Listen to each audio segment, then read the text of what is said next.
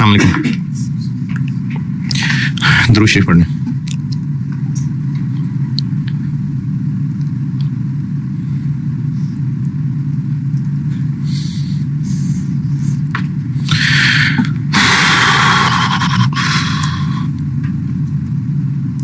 जून 16।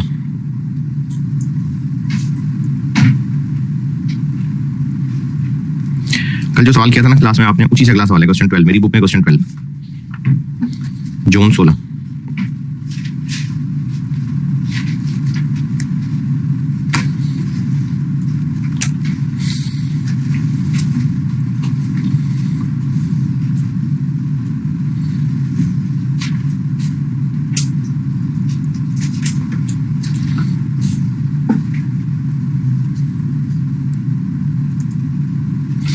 WGL पढ़ लें। दो ऑप्शन हैं, एक ऑप्शन में बोर्ड पे कर देता हूँ, दूसरी ऑप्शन पर उसमें तौफीक कर लेना खुद ही, या देख लेंगे अगर करनी भी कंटिन्यू तो उसी वक्त कर लेंगे। WGL के नाम से एक समर 16 अटेम्प्ट का।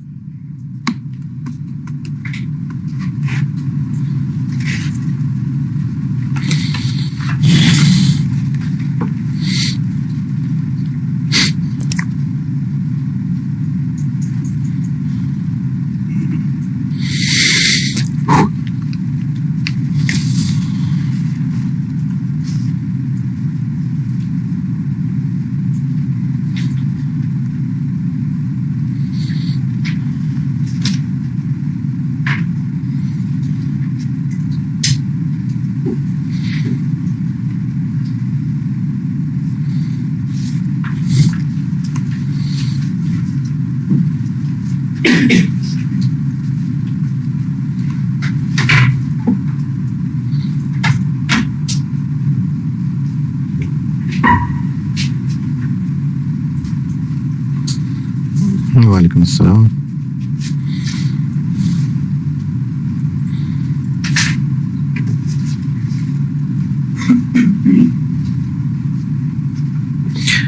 जून 16 पढ़ लें, जो कल क्लास में किया था उसी से अगला है, करता हूँ मैं बोर्ड पे।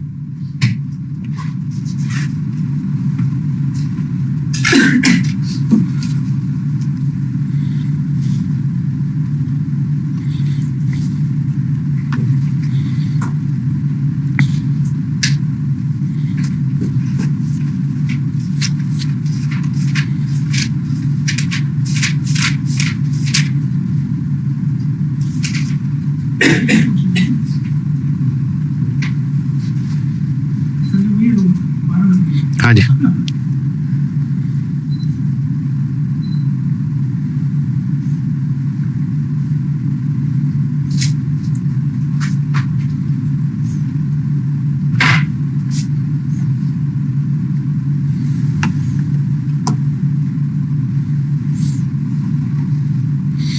हाँ जी।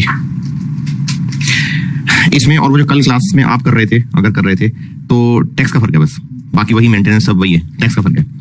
और जो टैक्स का फर्क है तो हमें हर साइकिल के लिए टैक्स की अलग वर्किंग करनी पड़ेगी। इस वक्त कंसिडर हो रहा है 3 ईयर साइकिल और 4 ईयर साइकिल, इन दो में से फैसला करना है। तो प्रेफर्ड रिप्लेसमेंट पॉलिसी क्या होगी ये पूछा है। तो एक है 3 ईयर साइकिल, एक है 4 ईयर साइकिल, और सवाल में कहा है कि एलसीएम मेथड लगाना है। नहीं, अभी मैं आज आपको ईएसी करा लूँ ना तो उसमें बताऊंगा, अगर इन्फ्लेशन हो तो एलसीएम मेथड लगता है, इन्फ्लेशन ना हो ये भी बता दूंगा, मैंने ऐसे किताब में लिखा भी हुआ है, इन्फ्लेशन हो तो एलसीएम मेथड लगता, तो इसलिए एलसीएम लगेगा। ये है जी जून 16, और एक ऑप्शन है 3 ईयर साइकिल। तो अगर 3 ईयर साइकिल है और एक 4 ईयर साइकिल है तो एलसीएम क्या बना, 3 और 4 का 12। तो हमें फिर 0 से लेके 1 तक 12 तक चलाना पड़ेगा। 0 1 2 3 4 5 6 7 8 9 10 11 12, और फिगर्स रुपीज मिलियन है कि 1000 है, मिलियन है, 1000 है, लेकिन हमने इतने सारे कॉलम बनाने तो मिलियन लिख लेते हैं। 3 ईयर साइकिल, इस 12 में कितनी दफा चल जाएगा साइकिल? 4 दफा। तो मशीन की कॉस्ट अभी फौरन तो 20 ही आएगी, 20, लेकिन इसके बाद इसने इन्फ्लेट होना है कितना? 10%, नहीं 5%, इसने 5% इन्फ्लेट होना है। तो अब जब आप इसको, अच्छा कितनी दफा इसने आना है, इस साइकिल ने कितनी दफा चलना है, 4 दफा। एक खत्म होगा तो फौरन दूसरा शुरू होगा, यानी इसने 3 में खत्म होना है तो यही दूसरा शुरू हो जाएगा। 20 को पावर 3 इन्फ्लेट, 24.31।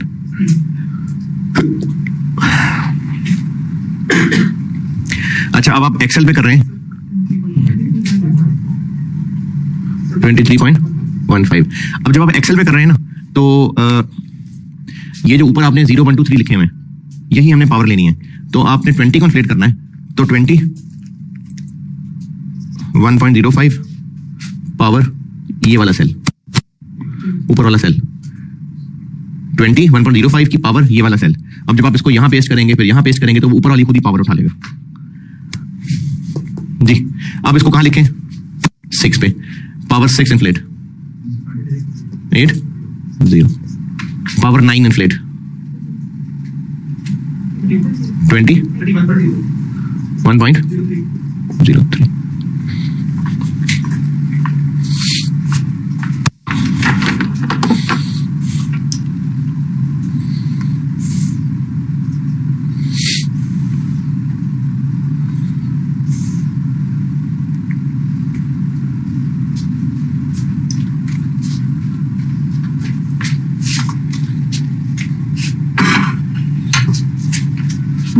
यार ये कोई मुनासिब सा ना ब्लैक मार्कर, बल्कि नया नहीं, थोड़ा चारों ही थोड़े से मुनासिब से ढूंढ दो।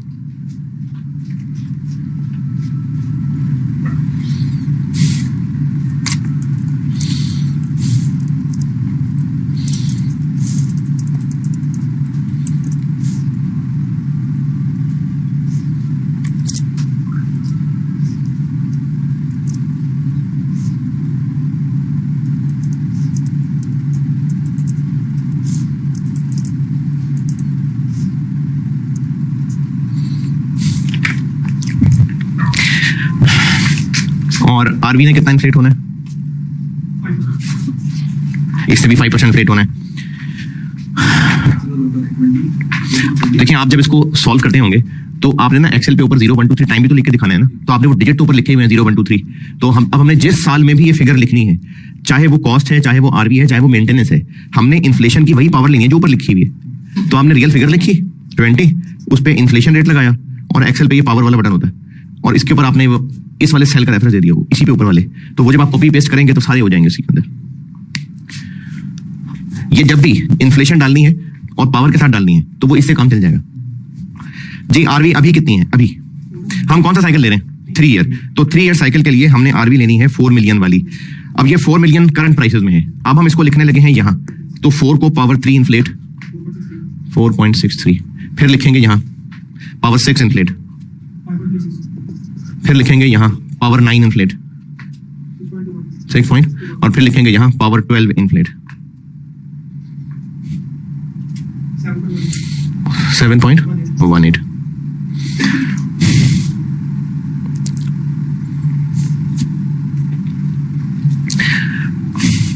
अच्छा आप देखें, हमने ना इन्हीं फिगर्स को, एक और बात एक्सेल की बता रहा हूं, हमने इन्हीं फिगर्स को आगे बार बार इन्फ्लेट करना है। तो आप ये भी कर सकते हैं कि इक्वल टू सेल को यहां ले जाएं इनटू 1.05 पावर 3। उसके बाद आप इसी सेल को कॉपी करके यहां, कॉपी करके यहां लिख लें, वो ऑटोमेटिकली पिछले वाले को 3 साल इन्फ्लेट कर लेगा। यही वाला काम इसके साथ भी कर लें। आपने यहां लिख लिया 4.63 एक बार, 4 इंटू 1.05 पावर 3 करके। उसके बाद दिस, इस पे लिंक लगाएं, और फिर जो आंसर आए उसी को यहां पेस्ट, उसी को यहां पेस्ट। तो जब आप ये रूटीन में भी एक्सेल यूज करेंगे तो उसमें आराम से आपको कॉपी पेस्ट निकलेंगे। आगे मेंटेनेंस। मेंटेनेंस अब आपको उठानी तो फिगर्स टेबल से हैं, लेकिन इन्फ्लेट करना है इनको। तो पहली वाली 6 लाख ईयर 1 के लिए भी है, ईयर 2 के लिए भी है, या दोनों में 3-3 लाख? हाँ जी, 2 साल की 6 लाख है, यानी दोनों में 3-3 लाख, या 1 साल 6 लाख? 1 साल की 6 लाख।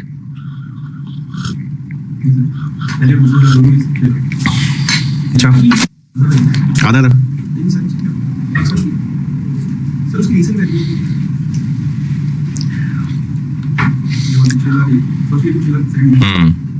रीसेल क्यों नहीं दी हुई? रीसेल इसलिए नहीं दी हुई 1 और 2 में कि हम लोग ले ही सिर्फ 3 ईयर और 4 ईयर साइकिल रहे हैं। तो उसने एम ही नहीं लिखी। तो 6 लाख ही है, तो 6 लाख ईयर 1 में, 6 लाख ईयर 2 में, लेकिन ये करंट है, तो उस 6 लाख के ऊपर पावर 1 इन्फ्लेशन 1.1 के साथ 0.66 0.73। अच्छा, अब आपने तो उठाए हुआ है 6 lakh power 1 inflate, 6 lakh power 2 inflate, 6 lakh power 4 inflate, 6 lakh power 5 inflate, 6 lakh power 7, 6 lakh power 8, 6 lakh power 10, 6 lakh power 11 जी 0.88। नहीं, मैंने कहा कैलकुलेटर में 6 लाख तो डाला ही हुआ है ना, सिर्फ पावर चेंज करते जाए।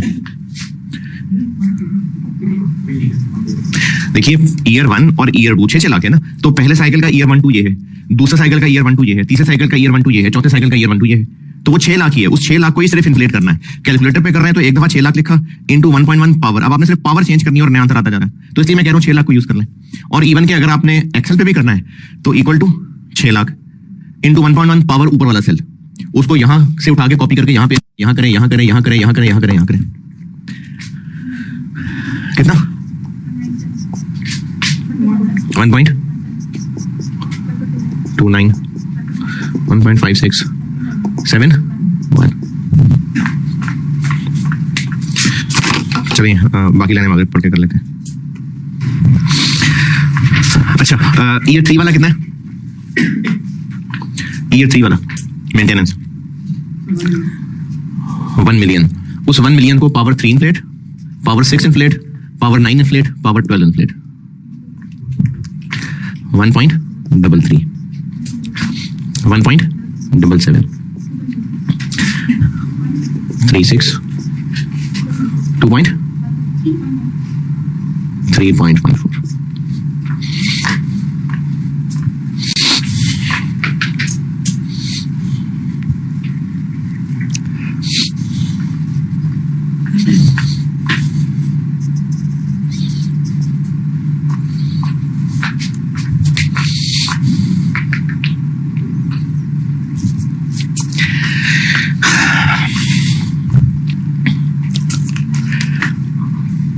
टैक्स भी 12 कैलकुलेट होंगे, टैक्स भी 12 ही कैलकुलेट होंगे।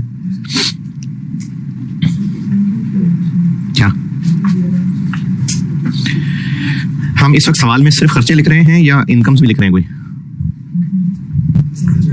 आरवी है बस, लेकिन क्या सेल्स वगैरह लिख रहे हैं? नहीं, सिर्फ खर्चे लिख रहे हैं। तो जब हम लिख ही खर्चे रहे हैं तो प्रॉफिट नहीं तो लॉस ही लॉस आएगा। तो वो कह रहा है कि बिजनेस प्रॉफिट्स कमाता है बहुत, कोई लॉस कैरी फॉरवर्ड का कोई टेंशन नहीं है। तो जिस साल में खर्चा ज्यादा है, जिस साल में लॉस है, उस साल में टैक्स सेविंग आ जाएगी। ये लाइन ना भी सवाल में लिखी होती, फिर भी हम लोग खर्चों वाले सवाल में यही एज्यूम कर रहे होते हैं कि हम चूंकि लिख ही यहाँ खर्चे रहे हैं तो ये खर्चे हमें टैक्स बचा के देंगे, तो इसलिए हम इन खर्चों की टैक्स सेविंग को इनफ्लो लिखते हैं। अच्छा, टैक्स से पहले इसका मतलब हमें पहले डेप्रिसिएशन की वर्किंग करनी पड़ेगी। तो डेप्रिसिएशन, अच्छा अब देखिए डेप्रिसिएशन वैसे 3 साल लाइफ है साल में, लेकिन हमें वो 4 दफा कैलकुलेट करनी पड़ेगी क्योंकि चारों दफा कॉस्ट बदल रही है, आरवी बदल रही है। तो इसलिए हमें डेप्रिसिएशन के लिए जो वर्किंग करनी होती है वो भी चेंज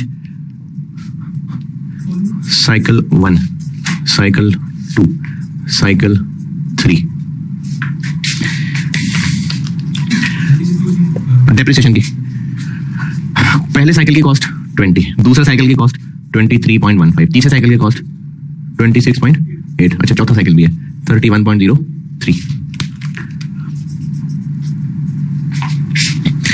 कितनी है डेप्रिसिएशन? पहली डेप्रिसिएशन 5,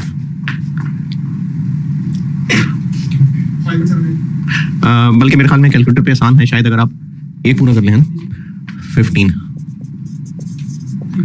3.75 11.25 2.81।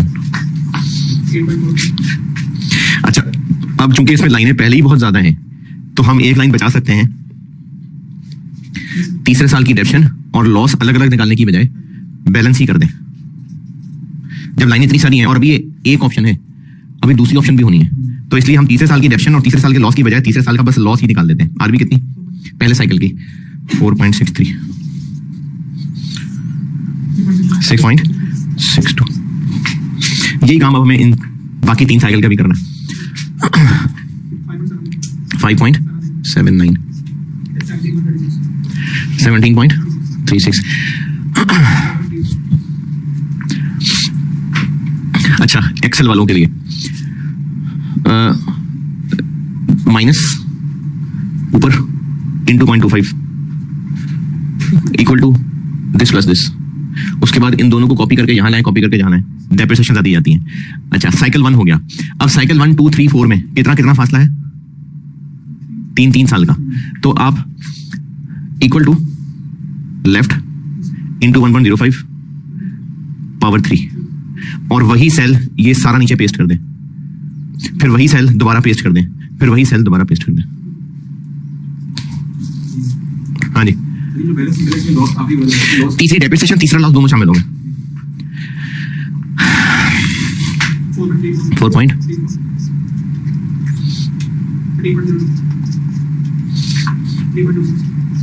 ना आरवी 5.02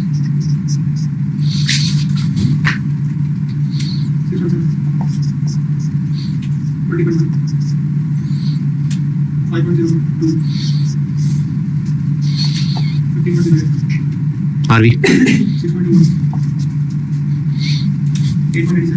8.87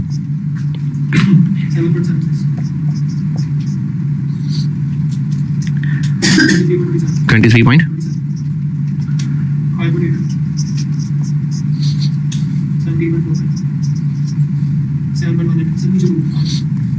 7 point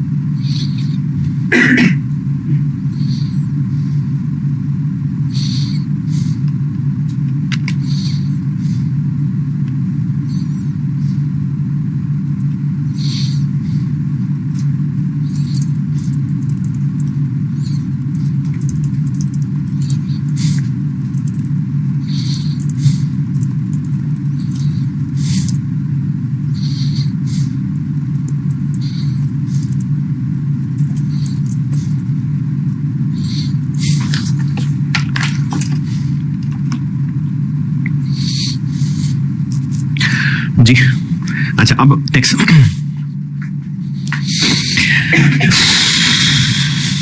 भी चाहिए 12, और टैक्स की अलग वर्किंग करने की बजाय, क्योंकि इतनी सारी लाइनें हैं, तो एक काम करते हैं, इसको कह देते हैं वर्किंग 1 और यहां लिख देते हैं डेप्रिसिएशन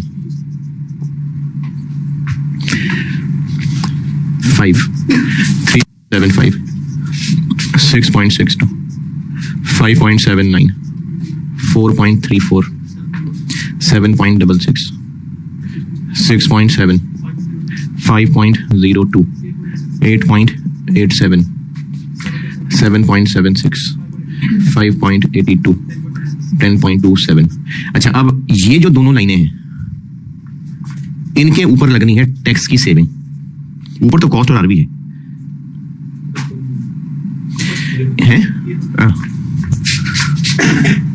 इन पे लगनी है टैक्स की सेविंग। तो इन दोनों को प्लस किया 5.66 4.48 7.95 6.67 5.31 9.43 7.87 6.31 11.23 9.32 7.53 और 13.41। इन पे लगेगी टैक्स सेविंग। टैक्स रेट कितना? 30। इन पे टैक्स सेविंग आ जाएगी, क्योंकि मैंने ये भी एक तरीका बताया है, और टैक्स निकाल के इसको ऐड बैक कर देंगे 5 3.75, 6.62, 5.79 और एक्सेल पे दोबारा लिखने की जरूरत नहीं है, ऊपर वाला सेल इक्वल टू ये और फिर उसको कॉपी कर दें। 7.66, 6.7, 5.02, 8.87, 7.76, 5.82, 10.27। जी टेक्स 1.7, 1.34, 2.39,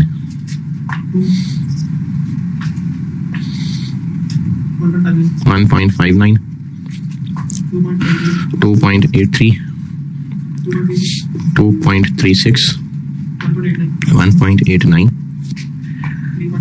3.37, 2.8,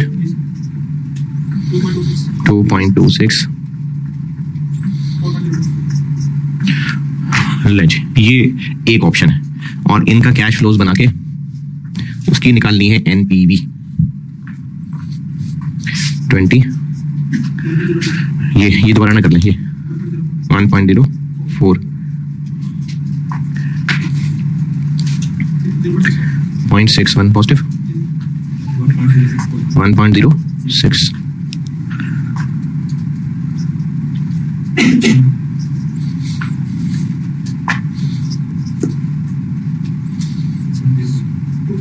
6.02, 0.6।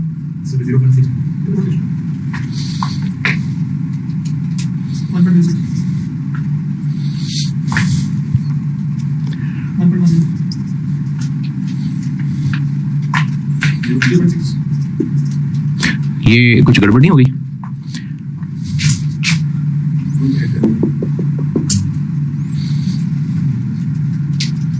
मैं भी पॉजिटिव ही आ जा रहा है। ये -17.6,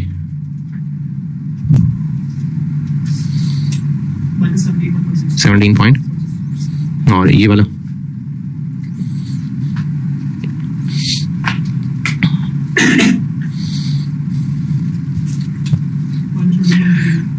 20.38, ये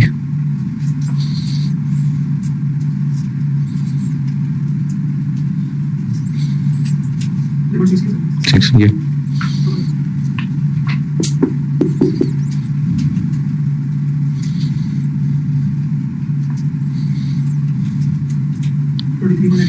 23 पॉइंट।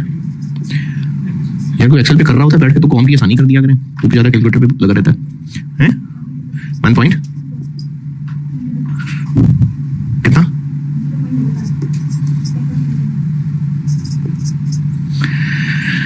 डिस्काउंट रेट क्या है? 15%, 1। पुरानी बात हो गई, भूल भाल गए होंगे। Equal left cell divided by 1.15 और इसको पेस्ट कर दें आगे 869,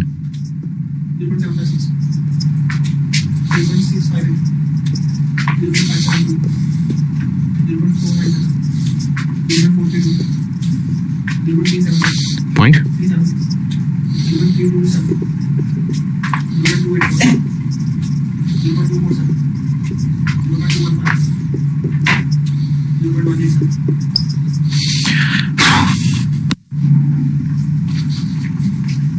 और एक्सेल के ऊपर equal to this into this copy कर दें और एनपीवी आ जाएगी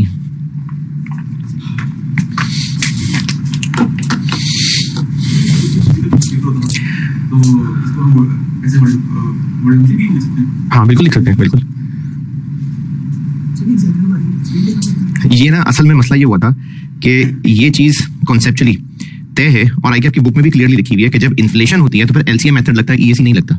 जब इसका सोल्यूशन आया था ना तो एग्जामिनर ने इसमें ईएसी लगाया था, तो वो तो उसने एक पेज पे सॉल्व कर दिया था, तो वो टेक्निकली गलत था। असल में एलसीएम होना चाहिए था। तो जब पेपर बनाने वाले को मसला लग ही नहीं रहा तो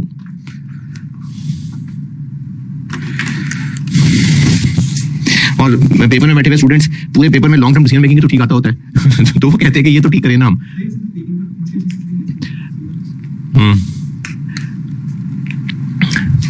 अच्छा, अब दूसरे ऑप्शन में फर्क क्या पड़ेगा?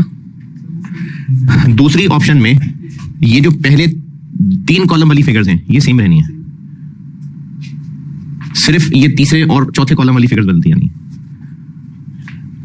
और डेप्रिसिएशन की वर्किंग साइकिल 1, साइकिल 2, साइकिल 3, और ये ऐसे ही रहेगा क्योंकि एसेट जो वही है, नहीं चेंज हो जाएगा, ऊपर वाली वैल्यू बदल जाएगी, लेकिन 3 साइकिल बनेंगे और ईयर 4 भी आ जाएगा। तो मेहनत मजदूरी में ऑप्शन 2 भी सॉल्व हो जाएगी। उसमें 3 नहीं, उसमें 4 नहीं, उसमें 3 साइकिल चलेंगे। जी बताएं, इस सवाल में कोई एतराज, परेशानी, तकलीफ?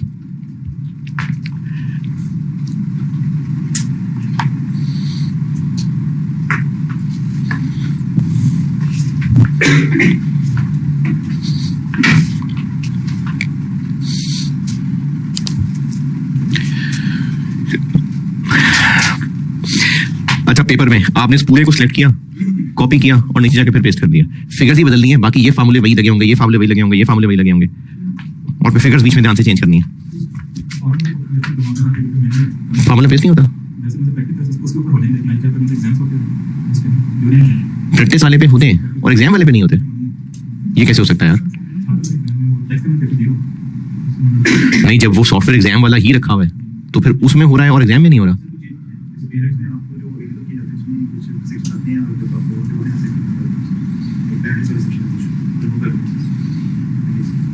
नहीं, मैं तो वो वर्कशीट की बात कर रहा हूँ।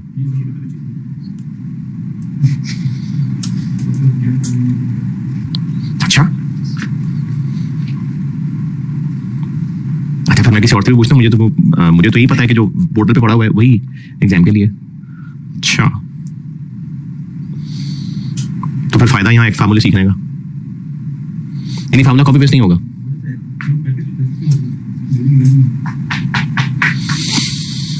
ओके,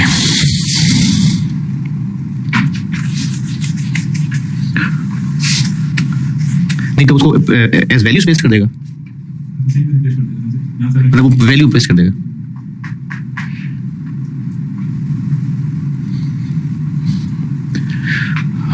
तो फिर फायदा वर्कशीट्स देने का, ये तो अज़ियत बढ़ गई। फिर ये तो ऐसी है कि आपको कहीं कंपनी आपको गाड़ी देगी लेकिन आपने उसको धकेलते हुए लाना है।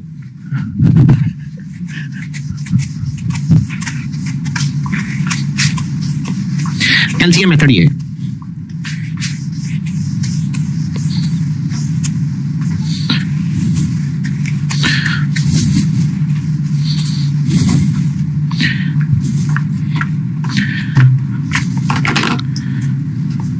ये मैं वैसे नोट कर देता हूँ, मैं आईकैप के रेलेवेंट ऑफिशियल से पूछवाता हूँ कि ये अगर ऐसा है तो फायदे कोई नहीं इसका।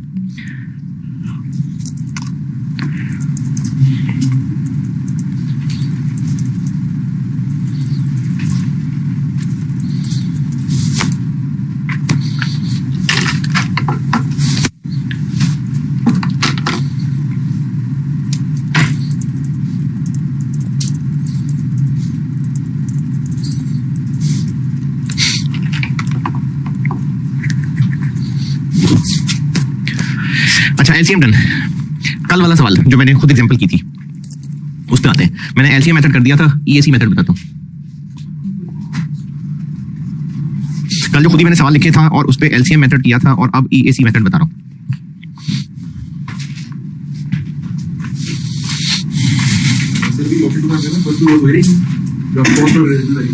एक्चुअली सारा कुछ दोबारा निकालें क्योंकि फिगर्स तो पहले 2 वाली ही रहेगी। नहीं, मेन कैलकुलेशन की बात कर रहे हैं, फिगर्स वही रहेंगी लेकिन आपके लिए मैनेज करना इसलिए मुश्किल हो जाएगा कि अब 3 के साथ ईयर 4 भी आ जाएगा। तो वो जो पहले कॉलम 1, 2 और फिर 4, 5 और फिर 7, 8 लिखा था, अब वो इस तरह नहीं होगा।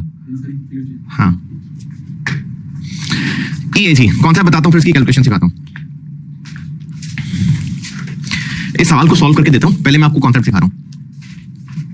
अच्छा, इस मिसाल को समझाने के लिए मैंने एक बात की थी कि हमें एक 2 साल के लिए जगह मिल रही है 200 की और 3 साल के लिए जगह मिल रही है 240 की, 270 की।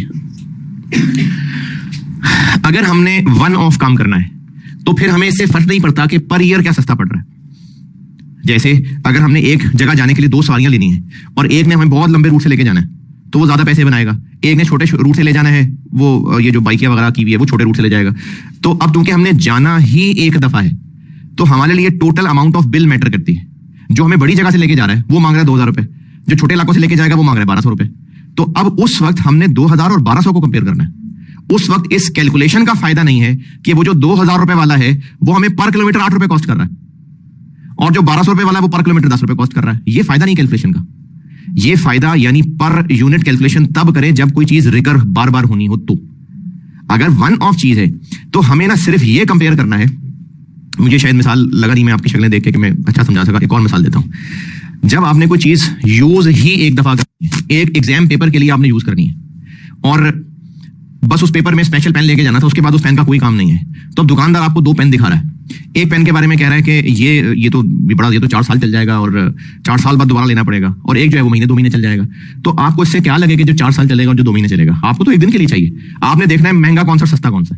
तो जिस चीज ने बार बार चलना है उसमें तो हम कंपैरिजन करें कि हमें पर किलोमीटर क्या सस्ता पड़ रहा है, पर डे क्या सस्ता पड़ रहा है, पर पेज क्या सस्ता पड़ रहा है। लेकिन जो है ही वन ऑफ, उसका टोटल खर्चा ही कंपेरेबल है। जैसे हमें एक काम के लिए बस 2 साल का एक काम था, उसके लिए हमें एक ऑफिस किराए पे चाहिए था, दोबारा उस इलाके में हमने जाना नहीं था, तो एक ऑप्शन 200 में मिल रही है, एक 270 में मिल रही है, तो हमारे लिए ये बेहतर है।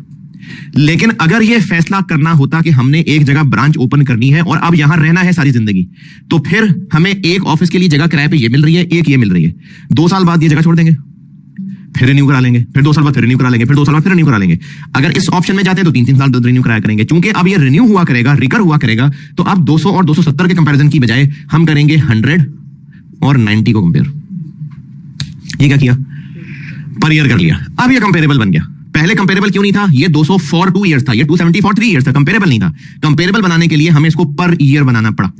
अब ये कंपेरेबल है। हाँ जी, ये बात समझ आई। अगर कोई ऑप्शंस हमने वो कंपेयर करनी है जिन्होंने बार बार अकर होना है, रिकरिंग नेचर की हैं, तो फिर उनका टोटल खर्चा कंपेरेबल नहीं बनता, क्योंकि वो डिफरेंट टाइम पीरियड्स का है। कंपेरेबल बनाने के लिए या तो उनका टोटल टाइम पीरियड सेम रखें, यानी साइकिल चला लें पूरा, या फिर उसको पर ईयर कर लें। तो अगर पर ईयर कर लें तो फिर 100 और 90 कंपेयर हो सकता है। अब मैं इसको बीएफडी से लिंक करता हूं। ये तो बिल्कुल सादे सी बात हो गई ना। अब इसको बीएफडी से लिंक करते हैं। बीएफडी में हमने टाइमलाइन पढ़ी है, तो एक दफा 270 हो या हर साल 90-90 हो, एक ही बात है। एक दफा 270 हो 3 साल के लिए टाइम 0 पे, या ईयर 1 पे 90, ईयर 2 पे 90, ईयर 3 पे 90, एक ही बात है। नहीं, टाइमलाइन का फर्क है तो प्रेजेंट वैल्यू का फर्क है। तो अब इसी कॉन्सेप्ट को मैं टाइम वैल्यू ऑफ मनी में एडजस्ट करके देने लगा। वो कैसे, वो मैं आपको एक और कैलकुलेशन से सिखा के फिर इस सवाल के सोल्यूशन पे आता हूं।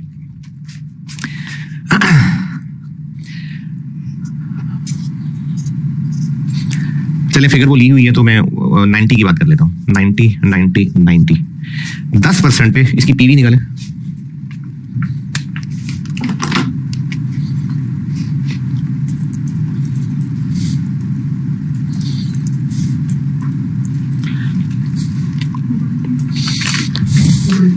कितना?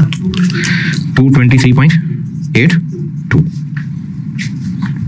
अच्छा, अगर हमें कोई वेंडर ये ऑफर करे कि आपको मशीन 3 साल के लिए चाहिए, तो आप मुझे अभी के अभी 223.82 दे दें और बस 3 साल मशीन इस्तेमाल करें, और एक वेंडर कहता है कि आप पर ईयर 90 दे देना, तो दोनों में से बेहतर कौन सा?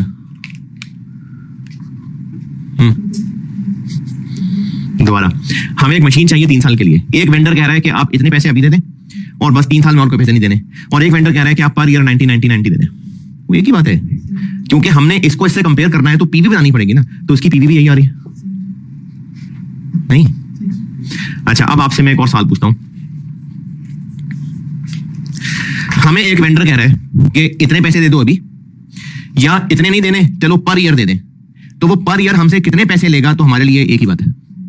कैसे? वो तो मैंने लिख के मिटाया, लेकिन कैलकुलेट कैसे करें? आप फार्मूले में इसको एक्स रख लें, और चूंकि हर साल सेम रखा है तो एन्युटी डिस्काउंटिंग का फार्मूला लगा लें, और इन तीनों की पीवी कितनी रख लें, इसके इक्वल, और फिर ये एक्स फाइन कर लें। और एक्स की जगह अगर आप आर रख लें, तो ये मैं कह रहा हूं एन्युटी डिस्काउंटिंग वाला फार्मूला लगा दें। आर फाइन करना है, 10% रेट है, पावर 3 है, और पीवी की जगह इसको रखें तो आर फाइंड हो जाएगा। अब इसका मतलब क्या होगा? इसका मतलब यह होगा कि अगर हमें एक मशीन खरीदना, 3 साल तक रखना, उसकी मेंटेनेंस करना, पीवी इतने रुपए कॉस्ट कर रहा है, मैंने सारे कैश फ्लोज को सिंगल वैल्यू बना लिया, कॉस्ट, आरवी, मेंटेनेंस, सब, उन सबकी मैंने एनपीवी निकाल ली। अब इसकी मैं फाइनल कंक्लूजन बता रहा हूं। एक मशीन को खरीदना, उसको 3 साल तक मेंटेन करना और बाद में बेच देना, अगर उन सबकी पीवी ये निकली हुई है ना, तो इसका मतलब है कि एक मशीन को खरीदना, 3 साल तक मेंटेन करना, फिर उसके बाद उसको बेच देना, ऐसे ही है जैसे हमें वो मशीन कोई किराए पे दे देता और हर साल 90 चार्ज कर लेता। हमें मशीन खरीदना, मेंटेन करना और बेच देना, ये 223 मैंने उनकी पीवी निकाली हुई है, जैसे अभी सॉल्व किया था। 3 साल तक मशीन को खरीद के इस्तेमाल करके बेच देना हमें इतना कॉस्ट कर रहा है, ये ऐसे ही है कि हम खरीदने की बजाय किराए पे ले लेते और हर साल हमें कितना किराया पड़ता 90। तो असल में हम मशीन खरीदेंगे, असल में हम उसकी मेंटेनेंस करेंगे, असल में उसको 3 साल बाद बेचेंगे, लेकिन 90 ये है कि अगर इसको किराए पे लेते तो हमें एनुअली कितना किराया पड़ता कि वो हमारे लिए एक ही बात होती। तो इसको कहते हैं इक्विवेलेंट एनुअल कॉस्ट। यानी हम एसेट को खरीद के मेंटेन करके जो एनपीवी निकालें और उस एनपीवी को एनवीटी के फार्मूले में पीवी रखें और वहां से आर निकालें, तो हमें ये मशीन खरीदना, खरीद के रखना, इस्तेमाल करना, बेचना इज इक्विवेलेंट टू एनुअली इतना कॉस्ट करेगा। तो वो जो वहां पर 200 और 270 को मैंने सिंपली 2 से और 3 से डिवाइड कर लिया था, वो टाइम वैल्यू ऑफ मनी के लिहाज से ठीक नहीं है। तो हमें सिंपली डिवाइड करने की बजाय ये काम करना पड़ेगा। अब मैं करता हूं उस सवाल का सोल्यूशन। एक ऑप्शन थी 2 ईयर साइकिल 0, 1, 2, कॉस्ट थी 500, आरवी थी 250 और रनिंग मेंटेनेंस थी 32 और 45। 500, 32, 205 और डिस्काउंट रेट शायद 10% था।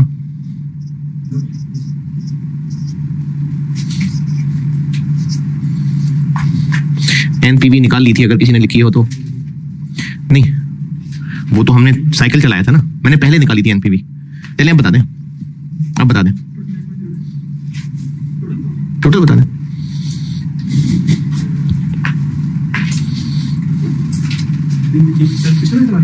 जो मैंने कल मिसाल बनाई थी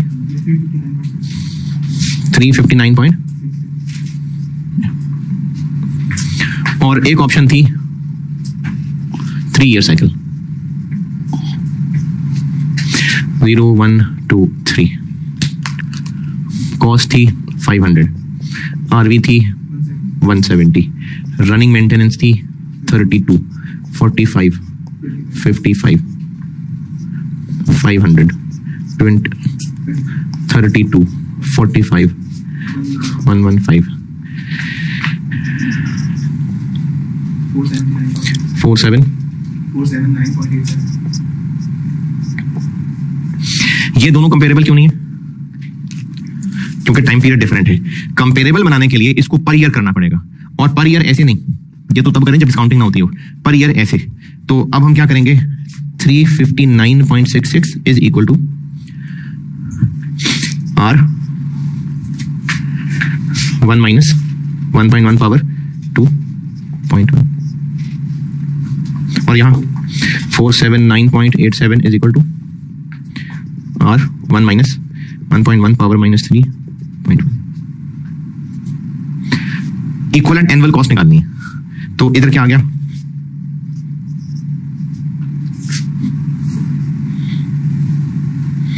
जी कितना 207.23, और यहां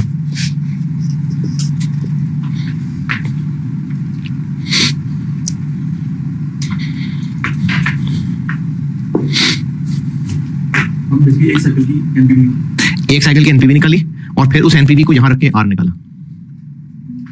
कितना जी 192.96। तो 359 और 479 कंपेरेबल नहीं था, लेकिन 207 और 192 कंपेरेबल है। तो कौन सी ऑप्शन बेहतर है? ये एनुअली सस्ती है, तो ये ईएसी है। और ये दोनों यानी एलसीएम और ईएसी ये तब लगेंगी अगर सारी ऑप्शंस रिकरिंग हैं तो, और ये ऑप्टिमम रिप्लेसमेंट साइकिल ये रिकरिंग चीज है। अब हमने इसमें साइकिल रिपीट नहीं करना, बस एक साइकिल बना के उसकी एनपीवी निकाली और उसके बाद फिर ये आर निकाला।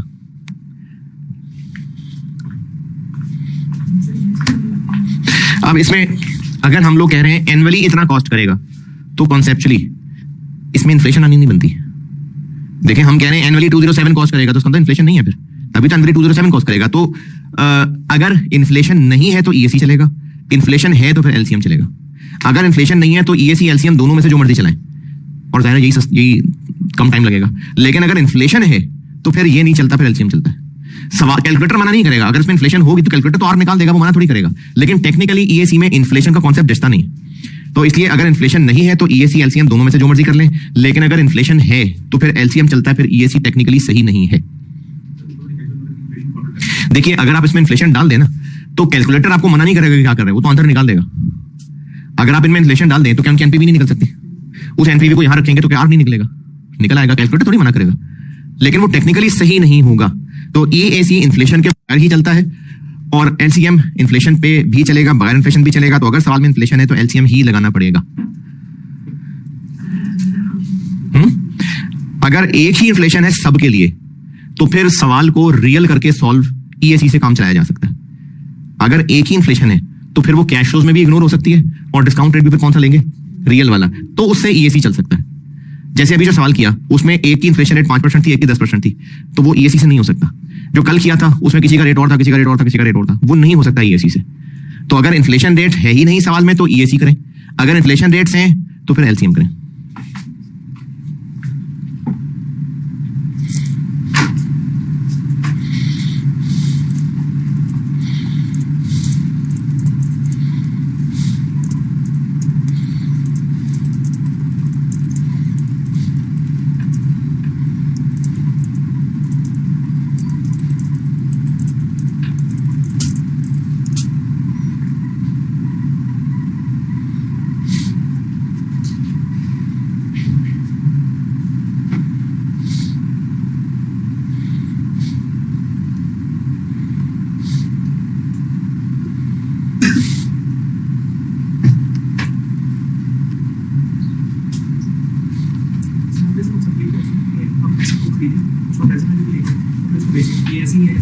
दोबारा बोले। कॉन्सेप्ट ये है कि हम असल में तो ये करने लगे, खरीदेंगे, मेंटेनेंस करेंगे, बेचेंगे, ये सारा कुछ हमें इतनी एनपीवी कॉस्ट कर रहा है। ये हमारे लिए एक ही बात है कि अगर हमें ये किराए पे मिलती और एनुअली हम 207 देते तो ये है इक्विवेलेंट एनुअल कॉस्ट।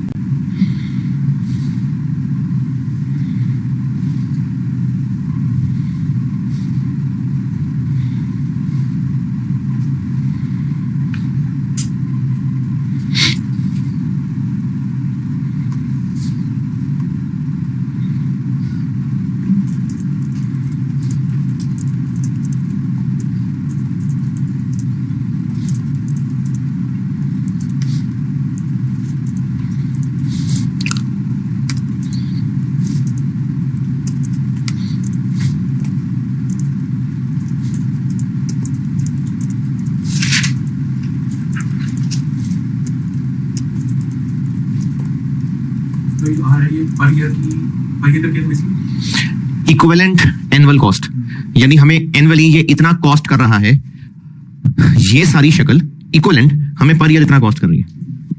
असल में 207 किसी को पे नहीं होगा, सिर्फ इसको पर ईयर शक्ल में देखने का ये एक नंबर है।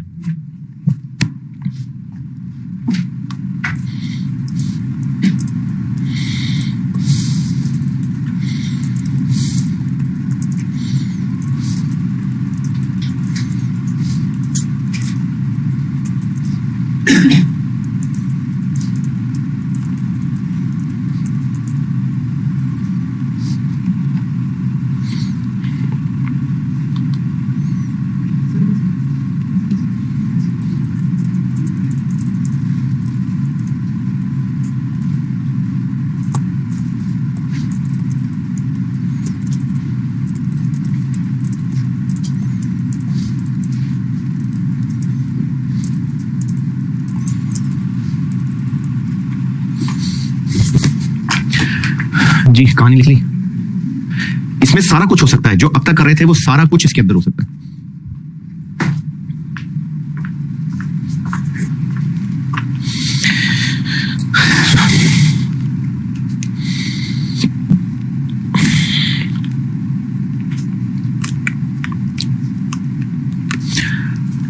अच्छा, एक सवाल का सलूशन करा के ना फिर मैं आपको इनके 3 कुछ कंक्लूडिंग बातें दिखाता हूं। एक दो तो खैर कल बता भी दी थी, लेकिन मैं रिपीट कर दूंगा।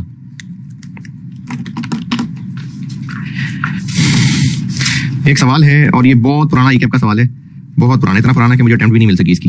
ये किसी किताब से मिला था मुझे, मेरी बुक में है क्वेश्चन नंबर 13, कामिल लिमिटेड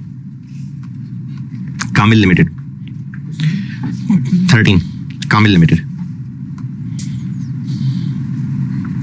अच्छा, इसका ना पार्ट बी मैं करता हूं, पार्ट ए आप कर रहे हैं अभी, और पार्ट ए पढ़ने के लिए तीसरे पैराग्राफ की जरूरत नहीं है, पहले 2 पैराग्राफ पढ़ लें। तीसरे पैराग्राफ से सिर्फ काम की बात ये लेनी है कि 15% डिस्काउंट रेट है बस। कामिल लिमिटेड पहले 2 पैराग्राफ पढ़ के पार्ट ए आप सॉल्व कर रहे हैं, पार्ट बी मैं करता हूं बोर्ड पे। हाँ जी, ऑप्शन 2 में एनवली सस्ती पड़ रही है। कामिल लिमिटेड पहले 2 पैराग्राफ पढ़ के पार्ट ए करना है आपने, और एक बार पढ़ लें तो मैं बताता हूं कि कितनी ऑप्शंस बनानी है।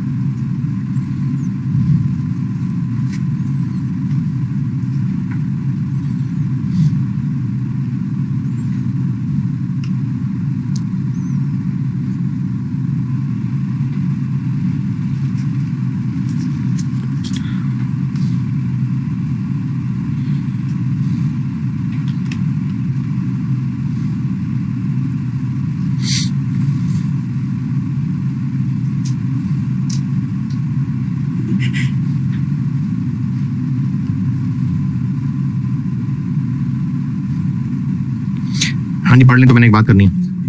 इसमें आपको पूछा है ऑप्टिमम रिप्लेसमेंट पीरियड बता दें फॉर सब्सिक्वेंट मशीन्स। पहले पैराग्राफ में ये बताया है कि हमारी एक मशीन थी, हमने खरीदी थी 15,000 रुपए की, 3 साल हो गए इस बात को। अब हम सोच रहे हैं कि अब हम इसके लिए एक पॉलिसी बनाएं, और इसी तरह की एक नई मशीन जो कि 20,000 की मिलेगी, उसके अब हम एक पॉलिसी बनाते हैं, और आगे दूसरे पैराग्राफ में उस नई मशीन के बारे में लिखा हुआ जो भी लिखा हुआ है। टोटल लाइफ इस नई मशीन की 6 साल है, और हम अगर पॉलिसी बनाने लगे हैं तो हम हर साल भी रिप्लेस कर सकते हैं, हर 2 साल बाद भी कर सकते हैं, हर 3 साल बाद भी कर सकते हैं, हर 4, हर 5, हर 6 बाद भी कर सकते हैं। लेकिन बेवकूफ़ी होंगे अगर हर साल कर देंगे, जो निरी बेवकूफ़ी है कि हर साल करे जा रहे हैं। तो इसलिए अभी जो 2 सवाल 3 सवाल सामने से गुजरे उसमें बताया हुआ था कौन सी ऑप्शंस कंपेयर करनी है, इसमें नहीं बताया कि ऑप्शंस कंपेयर करनी है, तो फिर सारी पॉसिबल ऑप्शंस कंपेयर करनी पड़ेंगी। लेकिन हर ईयर वाली तो वैसी बकवास ऑप्शन है, तो उसको छोड़ देते हैं। 2, 3, 4, 5, 6 ये 5 ऑप्शंस कंपेयर कर लेते हैं। वैसे मैं बता रहा हूँ 2 भी बकवास है, 2 भी दफा करें। तो 3, 4, 5, 6 ये 4 ऑप्शंस कंपेयर करनी करें। इनमें ये जो मेंटेनेंस की अमाउंट है ना, इसकी अच्छी अंग्रेजी है। इसमें आप कैश फ्लो किस साल में लिखेंगे और किस में ऑप्शन में लिखेंगे और किस में नहीं लिखेंगे, ये अच्छा पॉइंट है। सादा सा सवाल है। तो पार्ट ए जल्दी से कर दें आप, पार्ट बी मैं करता हूँ, और पार्ट बी करके ना फिर मैं आपको सारे का एक कंक्लूडिंग सी समरी बताता हूँ।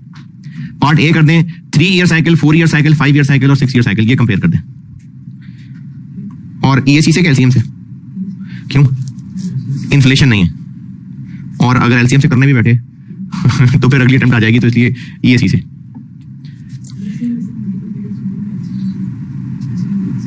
हाँ, एलसीएम ऐसे ही निकलेगा। 2, 3, 4, 5, 6, बल्कि चलो 2 रहने देते हैं। इनका एलसीएम निकालना है तो 3 से डिवाइड करें, ये 1 हो गया, ये 2 हो गया, फिर 4 से डिवाइड कर दें, फिर 5 से डिवाइड कर दें, फिर 2 से डिवाइड कर दें। तो इसका एलसीएम होगा 3 चौके 12, 60 और 120। 120 इसका एलसीएम निकलेगा।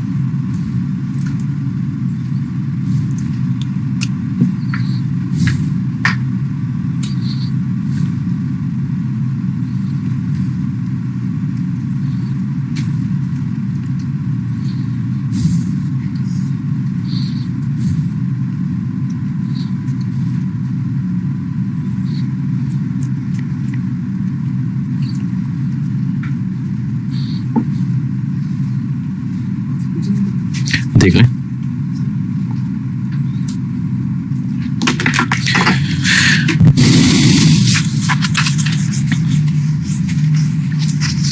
अच्छा, इसमें से मुझे सामने स्क्रीन पे मैंने आपको बोर्ड पे एक करके दिखाता हूं।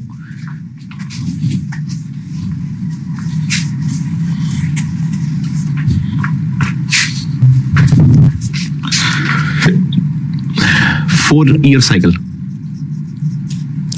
0 1 2 3 4। इसमें बताएं क्या क्या लाइन है।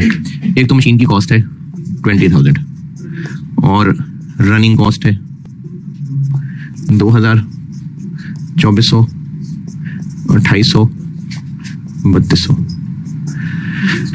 ये जो मेंटेनेंस कॉस्ट है ना, इसके बारे में लिखा हुआ है कि अगर 3 साल से ज्यादा इस्तेमाल करना हुआ तो तीसरे साल के एंड पे ये खर्चा होगा। यानी जब 3 ईयर साइकिल लेना होगा तो उसमें हमने चूंकि इसको 3 से ज्यादा इस्तेमाल नहीं करना तो फिर वो मेंटेनेंस का खर्चा नहीं आएगा। लेकिन जब आप 4 5 6 साइकिल लेंगे तो 3 साल से अगर ज्यादा यूज करना है तो यहां पर हमें खर्च करना पड़ेगा कितना, 1,000। और ये यहां है, यहां नहीं है, क्योंकि एंड ऑफ ईयर 3 खर्च करना पड़ेगा। और चूंकि 4 ईयर साइकिल है इसलिए बस, अगर 5 ईयर साइकिल होता तो हमें चौथे साल के एंड पे एक और खर्चा करना पड़ता।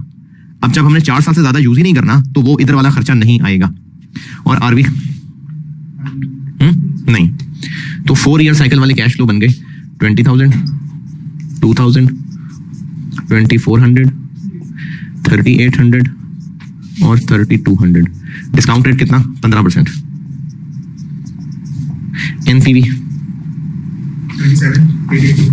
27,882। चले बहुत है। और इसका ईएसी निकालने के लिए 27,882 is equal to R 1 minus 1.15 power 4.15, तो आर आ जाएगा, नहीं यार 9766।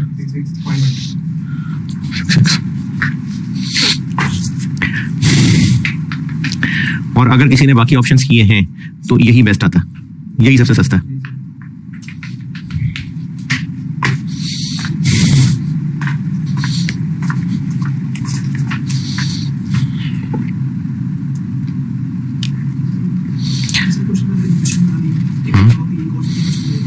कॉस्ट का बढ़ना इन्फ्लेशन ही होता है। हाँ, तो अगर किसी कॉस्ट के बढ़ने की बात की जा रही है तो किसी चीज का बढ़ना, किसी रुपी फिगर का बढ़ना इन्फ्लेशन ही है। क्वांटिटी का बढ़ना ग्रोथ है, लेकिन खर्चे का बढ़ना इन्फ्लेशन ही है। अगर कहो कि सेल प्राइस इतनी है और ये सेल प्राइस 5% बढ़ेगी तो ये इन्फ्लेशन इसी को कहते हैं। नहीं, परसेंटेज किधर है? देखें, ये इन्फ्लेशन नहीं है, क्योंकि मशीन पुरानी हो रही होगी तो पेट्रोल ज्यादा खा रही होगी, बिजली ज्यादा खा रही होगी, इसलिए ये महंगी हो रही है।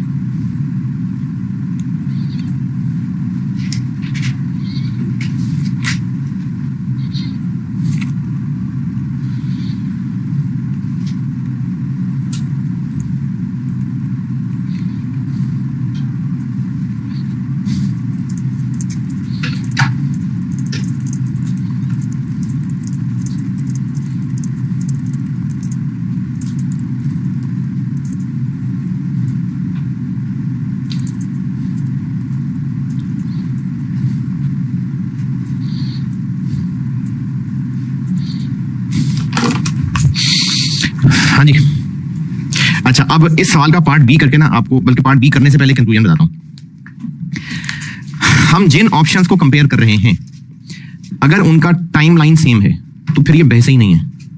हम जिन ऑप्शंस को कंपेयर कर रहे हैं, अभी आपको 3-4 बातें बता रहा हूं, अगर आप लिखना चाहें तो। हम जिन ऑप्शंस को कंपेयर कर रहे हैं अगर उनका टाइम पीरियड सेम है तो एनपीवी का कंपैरिजन सही है। ये ईएसी एलसीएम के रोले की जरूरत ही नहीं है। हम ऑप्शंस को कंपेयर कर रहे हैं और उनका टाइम पीरियड सेम है, सब ऑप्शंस का टाइम पीरियड एक ही है, तो फिर एनपीवी कंपैरिजन बिल्कुल सही है और ये एलसीएम ईएसी वाले रोले की जरूरत नहीं है।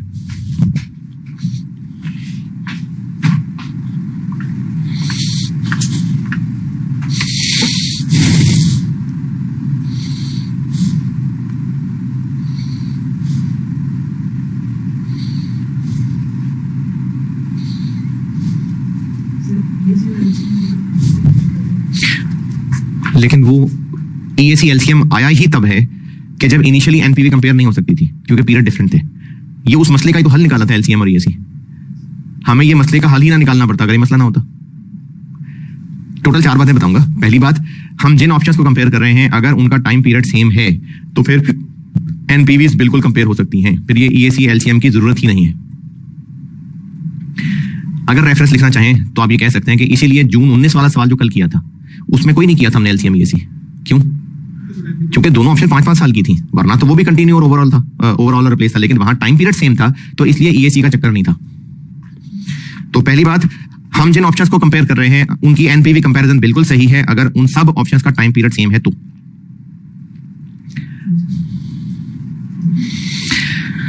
दूसरी बात, हम जिन ऑप्शंस को कंपेयर कर रहे हैं उनका टाइम पीरियड डिफरेंट है और वो सारी ऑप्शंस रिकरिंग नहीं है, वन ऑफ है। यानी गवर्नमेंट से हमें 2 प्रोजेक्ट्स में बिड करने की ऑफर है कि कोई एक कर लो, तुम्हें दे देंगे, हम जानने वाले हैं गवर्नमेंट वाले हमारे। एक प्रोजेक्ट डैम बनाना है, वो 5 साल का प्रोजेक्ट है। एक काम जो है वो कोई ब्रिज बनाना है, वो 3 साल का प्रोजेक्ट है। गवर्नमेंट ने हमें इनमें से एक ही देना है, तो इनकी एनपीवी कंपेयर हो सकती है। क्यों? क्योंकि वन ऑफ है, रिकरिंग नहीं है। अब बेशक 3 और 5 साल है, लेकिन वन ऑफ है तो कंपेयर हो सकती है। तो अगर हम जिन ऑप्शंस को कंपेयर कर रहे हैं उनका टाइम पीरियड डिफरेंट है लेकिन वन ऑफ है, रिकरिंग नहीं है, तो उनकी एनपीवी भी कंपेयर हो सकती है।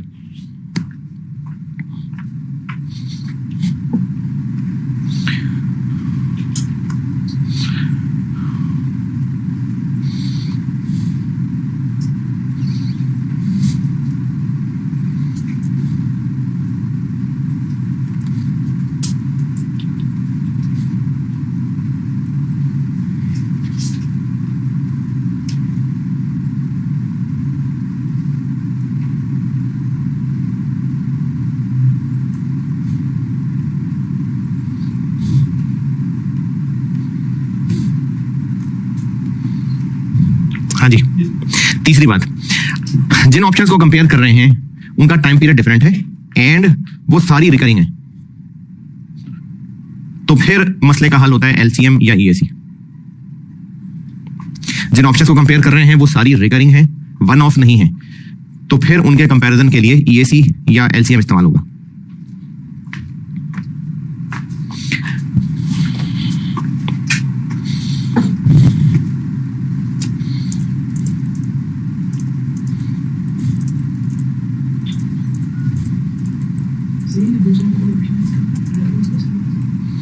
क्या जी?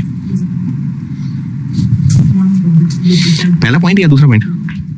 वन ऑफ है और उनकी वो रिकरिंग नहीं है।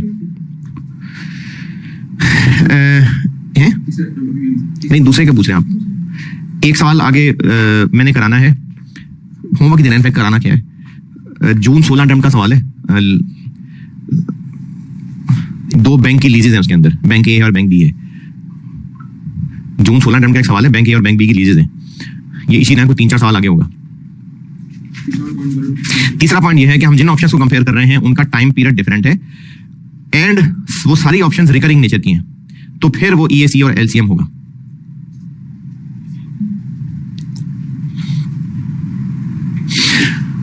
अच्छा, अभी तक इसकी प्रैक्टिस करी, जो सवाल 2-3 सामने आए वो खर्चे वाले सवाल ही थे, इसलिए ईएसी था, इक्विवेलेंट एनुअल कॉस्ट।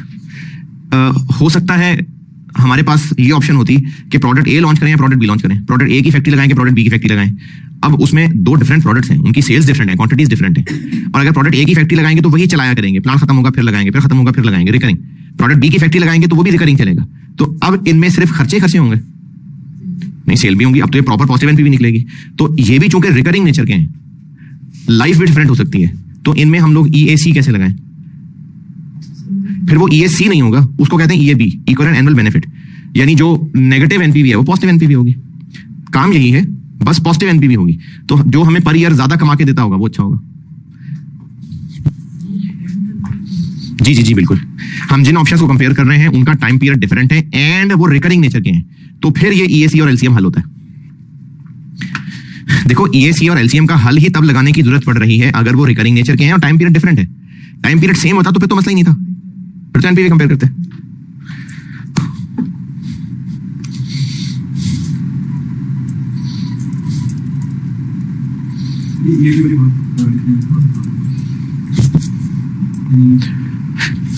अगर ये प्रोजेक्ट ए और प्रोजेक्ट बी कंपेयर हो रहा होता और उसमें फिर हम लोग सेल्स भी लिख रहे होते तो फिर तो एनपीवी नेगेटिव नहीं पॉजिटिव होती। तो फिर अब दोनों की टाइमलाइन डिफरेंट है तो हम दोनों की एनपीवी कंपेयर नहीं कर सकते। तो हमें उन पॉजिटिव एनपीवी पे यही वाला काम करके ये फिगर निकलती, अब वो एक पॉजिटिव फिगर होती। तो फिर जिस ऑप्शन में हम पर ईयर ज्यादा कमा रहे होते वो अच्छा होता।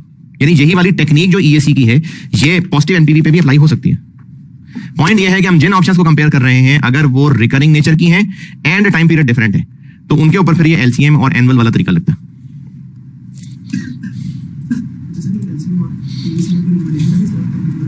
बोले लिमिटेशंस तो यही है कि जैसे ईएसी है तो क्या हर ईयर सेम खर्चा होगा, जरूरी तो नहीं है। जैसे जैसे लाइफ आगे बढ़ती जाएगी खर्चे चेंज भी हो सकते हैं। तो इसी को लिमिटेशंस कह लें इनकी।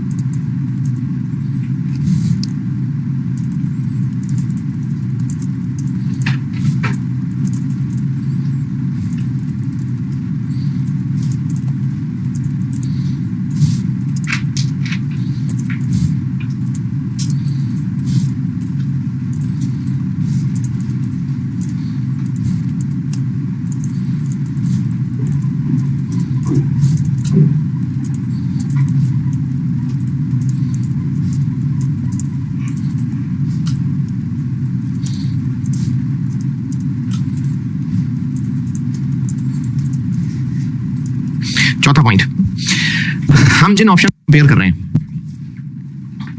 टाइम पीरियड डिफरेंट है। अच्छा ये जो चौथी बात बता रहा हूं ना ये बहुत ही स्पेसिफिक चीज है। यानी इस पे एक सवाल ये है इसका पार्ट बी और बस एक सिर्फ एक दफा अटेम्प्ट में टेस्ट हुआ है। ये बड़ी स्पेसिफिक चीज है और वो भी कुछ 2000 बहुत पुराना। तो ये बड़ी स्पेसिफिक चीज है जो बता देने को कि हम, चौथा पॉइंट बता रहा हूं कि हम जिन ऑप्शंस को कंपेयर कर रहे हैं उनमें से एक रिकरिंग है दूसरी रिकरिंग नहीं है लेकिन है वो आपस में कनेक्टेड। इसमें क्या लिखेंगे, रहने दें, पहले ये सोल्यूशन दिखा दूं फिर चौथा पॉइंट लिख लेंगे। चौथे पॉइंट के लिए कुछ जगह छोड़ के पहले इसका पार्ट बी का सोल्यूशन देख ले सिर्फ। अच्छा लेक्चर तो मैं यही वाला कंटिन्यू कर रहा हूं, ये पूरा करके फिर क्योंकि वो फाइनेंसिंग डिसीजन पढ़ाना है मैंने तो लेक्चर 18 बदलूंगा। लेक्चर 18 छोटा सा होगा तो मैं 17 को ही घसीट रहा हूं फिर फाइनेंसिंग वाला बताऊंगा। इसका पार्ट बी सॉल्व करने लगा और फिर ये जो चौथा पॉइंट है ना फिर वो लिखाऊंगा।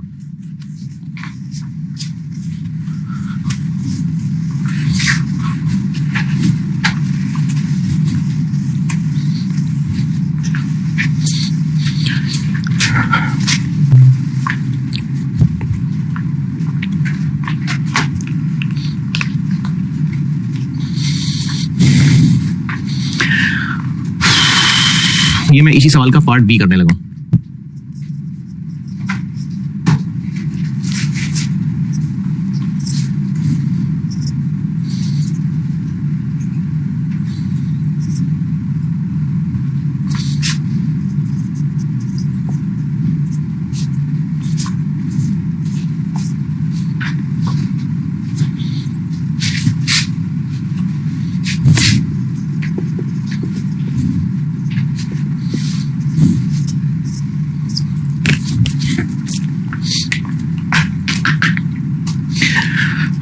हमने पार्ट ए में ये फैसला कर लिया कि नई मशीन 4 साल साइकिल वाली बेस्ट होगी।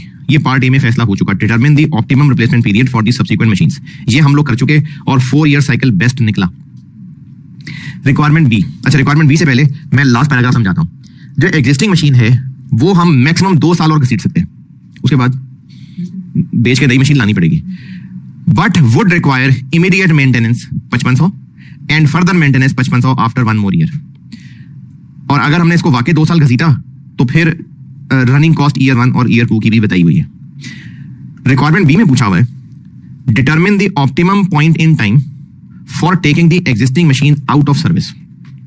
दोबारा, अगर हमने नई मशीन अभी ही खरीद ली, पुरानी फेंक दी, तो नई मशीन ले आएंगे और हर 4 साल बाद नई मशीन खरीदा करेंगे। ये हम पार्ट ए में डिसाइड कर चुके हैं। पार्ट बी में वो पूछ रहा है कि क्या अभी ही नई मशीन ले आए या नई मशीन लाने को थोड़ा सा डिले कर दें। कितना डिले कर सकते हैं मैक्सिमम? मैक्सिमम 2। तो एक हल ये हो सकता है कि अभी के अभी नई मशीन ले आए, और अगर नई मशीन लाए तो 20,000 खर्च होगा। उसके अलावा क्या थी फिगर्स? 2,000 थी शायद, फिर 2400 थी, फिर 2800 थी, फिर 3200 थी, और ये 38 थी, हाँ ना? अरे 1000 और भी तो थी ना, 38 थी ना। और अगर हम 1 साल इसको डिले कर लें, क्यों डिले कर लें? पुरानी मशीन को 1 साल और खींच लें, ये मैं इधर सी लाइन में लिख देता हूं। न्यू मशीन को हम अभी की बजाय 1 साल डिले कर दें तो ये आगे खिसक जाएंगे।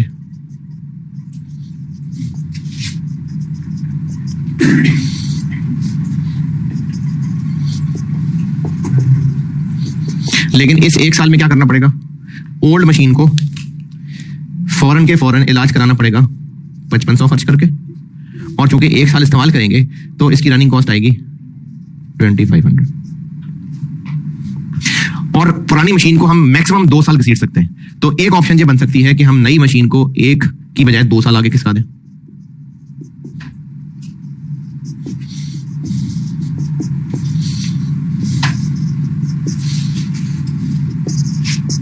और पुरानी मशीन को 5500 अभी खर्च करें, और फिर से 5500 खर्च करें, हैं 2 साल चलाने के लिए, और ईयर 1 वाला 2500 और ये 5500 मिला के 8000, और ईयर 2 वाली मेंटेनेंस 35। तो पूछ ये रहा है कि एग्जिस्टिंग मशीन को रिटायर करने का सबसे बेहतर पॉइंट कौन सा है? अभी रिटायर कर दें, साल बाद रिटायर कर दें, कि 2 साल बाद रिटायर कर दें? ये रिक्वायरमेंट बी की वर्डिंग का मतलब है। डिटरमिन द ऑप्टिमम पॉइंट, कि जब एग्जिस्टिंग मशीन को आउट कर दें तो या तो अभी कर दें, या साल ठहर जाए, या 2 साल ठहर जाए। ये 3 ऑप्शन है हमारे पास। इन 3 ऑप्शंस की, अच्छा पहले तो आप इन 3 ऑप्शंस के कैश फ्लोज देख लें। कैश फ्लोज में कोई एतराज?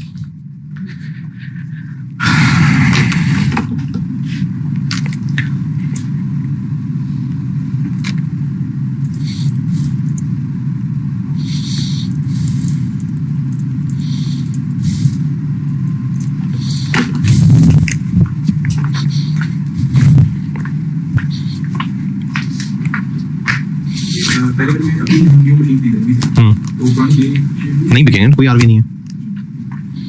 हाँ जी, कैश फ्लोज पे एतराज है तो होता है। इन 3 ऑप्शंस की एनपीवी कंपेयर कर लें, फेयर होगा।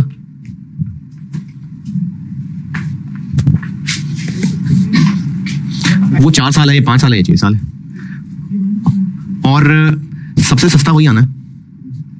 क्यों? उसमें लाल वाले कैश फ्लोज ही नहीं है। यही काले वाले तो तीनों में सेम है, इसमें लाल वाले कैश फ्लोज हैं, इसमें मजीद लाल वाले कैश फ्लोज हैं, तो वही सस्ती आनी है। लेकिन ये फेयर कंपैरिजन नहीं है, क्योंकि अगर हम इन्हीं का कंपैरिजन करें तो एनपीवी के चक्कर में पड़ने की जरूरत ही नहीं है, यही सस्ता होगा। हमने इसमें कम खर्चे लिखे हैं, इसमें ज्यादा लिखे हैं, तो इसमें फिर हमें कंपेरेबल बनाने के लिए कोई और हल सोचना पड़ेगा। ये अब वो चौथा पॉइंट बता रहा था कि जो ऑप्शंस हैं, क्या ऑप्शन है कि एग्जिस्टिंग को ओवरहॉल कर लें या रिप्लेस कर लें। ये 2 ऑप्शन है ना। इनमें से जो रिप्लेस करने वाली है वो तो रिकरिंग है, हर 4 साल हुआ करेगी, लेकिन एग्जिस्टिंग का ओवरऑल ये रिकरिंग है नहीं, ये एक दफा ही होना है, और ये आपस में कनेक्टेड है। यानी अगर हमने इसको ओवरऑल कर लिया तो वो जो रिप्लेस वाला साइकिल था वो थोड़ा सा आगे खिसक जाएगा। अगर हमने इसको और ओवरऑल कर लिया तो रिप्लेस वाला साइकिल और खिसक जाएगा। यानी आपस में कनेक्टेड हैं। ये आपस में कनेक्टेड वाली बात मैं दोबारा बताता हूं। अगर हमारे पास 2 प्रोजेक्ट्स में से एक करने की ऑप्शन है, या तो हमने पाकिस्तानी गवर्नमेंट के लिए एक प्रोडक्ट बनाने का कमिट करना है और वो रिकरिंग नेचर का होगा, और उस पे हम एक दफा प्लांट खत्म करके फिर खरीद लेंगे, फिर खत्म करके फिर खरीद लेंगे, वो रिकरिंग नेचर का होगा। लेकिन हमें एक ऑप्शन मिल रही है कि क्यों ना हम इंडिया को एक प्रोडक्ट बना दें। लेकिन अगर इंडिया वाला प्रोडक्ट बना दिया तो फिर पाकिस्तान ने वो फैक्ट्री दोबारा लगाने नहीं देनी। अब या तो हमने पाकिस्तानी गवर्नमेंट को जो प्रोडक्ट बेचना है उसका प्लांट लगाएं, वो प्लांट लगाया तो वो रिकरिंग चलेगा। लेकिन अगर हमने इंडिया वाला प्रोजेक्ट हाँ कर दिया तो फिर हम दोबारा वो कंटिन्यू नहीं कर पाएंगे, वो 1 ऑफ ही होगा। तो अब अगर इंडिया वाले प्रोजेक्ट को कंटिन्यू किया तो उसके बाद जब वो खत्म होगा फिर पाकिस्तान वाला कंटिन्यू कर सकेंगे नहीं ना, तो ये 1 ऑफ ही है, ये 1 ऑफ ही है दोनों। हम अगर एक पे जाएंगे तो ये नहीं कर सकते कि इसको हम चलो पहले इंडिया वाला कर लेते हैं बाद में पाकिस्तान वाला कर लेंगे, ये नहीं होगा। या हम इस तरफ जाएंगे या इस तरफ जाएंगे, रिकरिंग नहीं हो सकता। तो इसको भी मैं 1 ऑफ ही कहूंगा। इसमें एक वन ऑफ है लेकिन दूसरा रिकरिंग है। कैसे? अगर हमने इसको एक्सटेंड कर भी लिया तो वो जो अभी रिप्लेस करना था वो साल बाद भी चल जाएगा, उसके बाद फिर हर 4 साल बाद रिप्लेस हो जाया करेगा। अगर हमने 1 साल और कंसिडर किया कोई बात नहीं, ये ऑप्शन खत्म नहीं होने लगी, वो रिप्लेसमेंट वाला साइकिल 1 साल और आगे खसक जाएगा। तो रिकरिंग है, एक चीज लाल वाली रिकरिंग नहीं है, काली वाली रिकरिंग है। और ये आपस में कनेक्टेड क्यों है कि अगर एक को हम चूज कर लेंगे तो दूसरा जाया नहीं हो जाएगा, वो बाद से चलना शुरू हो जाएगा। ये बहुत स्पेसिफिक वो केस बन सकता है। अगर आपको बात समझ नहीं आ रही तो इंतहाई स्पेसिफिक है, दफा करें इसको है। तो इसमें हमें जिन ऑप्शंस को कंपेयर करना है, यानी इसी का इलाज करा लें या रिप्लेस कर लें, इसमें रिप्लेस वाला रिपीट होना है, ये रिपीट नहीं हो सकता। लेकिन इसको चुनने से वो जाया नहीं हो जाएगा, वो सिर्फ आगे खिसक जाएगा, जाया नहीं होने लगा। तो इन ऑप्शंस की हम एनपीवी अभी इस वक्त जो कैश फ्लो लिखा हुआ है वो क्यों कंपेयर नहीं कर सकते? लेकिन हम ये कर सकते हैं कि ये काला वाला कैश फ्लो ये एक दफा चल के खत्म हो जाएगा। नहीं, ये फिर चलेगा, यानी फिर से 20,000 खर्च करेंगे और फिर वो 5, 6, 7 चलता जाएगा। यहां पर फिर 20,000 खर्च करेंगे और वो 6, 7, 8 चलता जाएगा, और यहां ये भी चलता जाएगा। अब या तो हम बार बार यही वाले कैश फ्लोस कॉपी पेस्ट कर लें और दूसरे कमरे तक करते ही जाएं, या फिर हम इन 5 कैश फ्लोस की जगह जो उनका इक्विवेलेंट एनुअल निकाला हुआ है वो लिख दें। देखें, 0 पे ये लिखना, फिर ये लिखना, ये 5 फिगर्स लिखना इज इक्विवेलेंट टू कि हम इनकी जगह क्या लिख दें, 9766 लिख दें।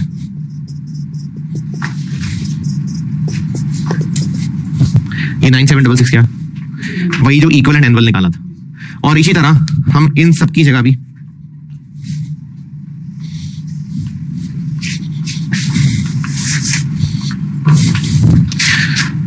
9766 9766 9766